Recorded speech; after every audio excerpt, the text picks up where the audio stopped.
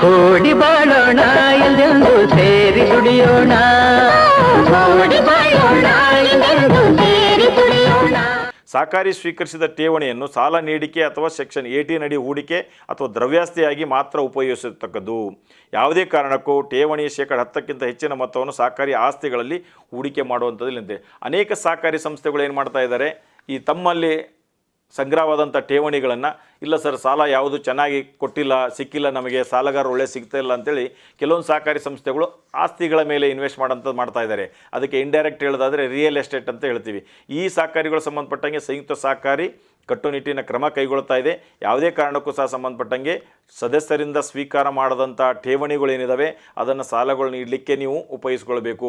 ಒಂದು ವೇಳೆ ಏನಾದರೂ ವಿವಿಧೋದ್ದೇಶ ಕಾರ್ಯಚಟುವಟಿಕೆಗಳು ಮಾಡೋದಾದರೆ ಆ ಉದ್ದೇಶಗಳನ್ನು ಹೇಳಿ ಸದಸ್ಯರಿಂದ ಸಂಬಂಧಪಟ್ಟಂಗೆ ಅಮೌಂಟ್ಗಳನ್ನು, ಷೇರುಗಳನ್ನು, ಠೇವಣಿಗಳನ್ನು ಪಡ್ಕೊಳ್ಬೇಕು. ಆ ಕಾಲಾವಧಿಗೆ ಮಾತ್ರ ಪಡ್ಕೊಳ್ಬೇಕು ಅಂತ ಅನ್ನೋದನ್ನು ಸಂಯುಕ್ತ ಸಹಕಾರಿ ಆಶಯ ಆಗಿದೆ. ಸಹಕಾರಿಗಳು ಇದು ಅನೇಕ ಸಹಕಾರಿಗಳು 99 ಸಹಕಾರಿಗಳಿಗೆ ಇದನ್ನು ಹಿಡಿಸಿದಂಥದ್ದು ಮತ್ತು ಹೇಳಿದಂಥದ್ದು. ಯಾವುದೇ ಒಂದು ವಿವಿಧೋದ್ದೇಶ ಕಾರ್ಯನಿರ್ವಹಿಸುವಂಥ ಸಹಕಾರಿ ಸಂಸ್ಥೆಗಳಿದ್ದರೆ ಆ ಉದ್ದೇಶಕ್ಕಾಗಿ ನೀವು ಸದಸ್ಯರಿಂದ ವಿಷಯವನ್ನು ಸಾಮಾನ್ಯ ಸಭೆಯಲ್ಲಿ ಮಂಡನೆ ಮಾಡಿ ಸಾಮಾನ್ಯ ಸಭೆ ಅನುಮೋದನೆ ಪಡ್ಕೊಂಡು ಆ ಕಾರ್ಯ ಉದ್ದೇಶನ ಮಾಡಿ ಮತ್ತು ಸಂಗ್ರಹವನ್ನು ಮಾಡಿದಲ್ಲಿ ಅದರ ಒಂದು ಸಾರ್ಥಕತೆ ಆಗುತ್ತೆ ಅಂತ ತಿಳಿಸ್ಬೋದು. ಇನ್ನೊಂದು, ಈಗ ಬಡ್ಡಿದರ ಠೇವಣಿಗಳ ಸ್ವೀಕೃತಿ ಕುರಿತಂತೆ ಮಾರ್ಗದರ್ಶಿಗಳನ್ನು ಕೊಟ್ಟಿದ್ದೀವಿ ನಾವು. ಏನೇದು, ಯಾವುದೇ ಸಹಕಾರಿ ನಾಮಮಾತ್ರ ಸದಸ್ಯರಿಂದ ಠೇವಣಿಗಳನ್ನು ಸ್ವೀಕಾರ ಮಾಡತಕ್ಕದ್ದಲ್ಲ. ಈಗಾಗಲೇ ಕಾಯ್ದೆಯಲ್ಲಿ ಸ್ಪಷ್ಟವಾಗಿ ಹೇಳಿದೆ, ಯಾವುದೇ ಸದಸ್ಯರಿಂದ ನೀವು ಠೇವಣಿ ಸ್ವೀಕಾರ ಮಾಡೋಂಥದ್ದು ಕಾಯ್ದೆಯಲ್ಲಿ ಕೊಟ್ಟಿಲ್ಲ.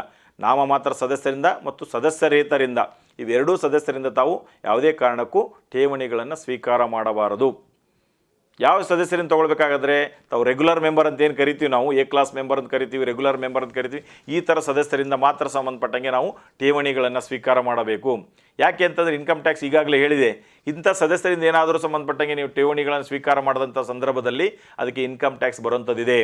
ಸಹಕಾರಿ ಕ್ಷೇತ್ರಕ್ಕೆ ಯಾಕೆ ನಮಗೆ ಇನ್ಕಮ್ ಟ್ಯಾಕ್ಸ್ ಎಕ್ಸಂಪ್ಷನ್ ಕೊಟ್ಟಿದ್ದಾರೆ?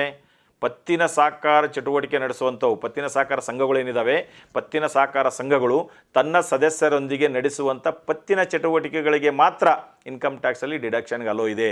ಬೇರೆ ಬೇರೆ ನೀವು ಸದಸ್ಯರೇತರಿಂದ ಸಂಬಂಧಪಟ್ಟ ವ್ಯವಹಾರ ಮಾಡಿದ್ಯಾದಲ್ಲಿ ಅಥವಾ ನಾಮಮಾತ್ರ ಸದಸ್ಯರಿಂದ ಠೇವಣಿಗಳನ್ನು ಸ್ವೀಕಾರ ಮಾಡಿದ್ರಿ ಅಂತಂದರೆ ಇಂಥ ಜನರಿಂದ ಸ್ವೀಕಾರ ಮಾಡಿದಂಥ ಠೇವಣಿಗಳನ್ನು ಸಾಲಕ್ಕೆ ಕೊಟ್ಟು ಸಾಲದಿಂದ ಬಂದಂಥ ಬಡ್ಡಿ ಏನಾದರೂ ಬಂದರೆ ಆ ಒಂದು ಬಂದಂಥ ಲಾಭಕ್ಕೆ ಸಹಕಾರಿಗಳೆಲ್ಲರೂ ಸಹ ಇನ್ಕಮ್ ಟ್ಯಾಕ್ಸ್ ಕಟ್ಟುವಂಥ ಅನಿವಾರ್ಯತೆ ಸೃಷ್ಟಿಯಾಗುತ್ತೆ.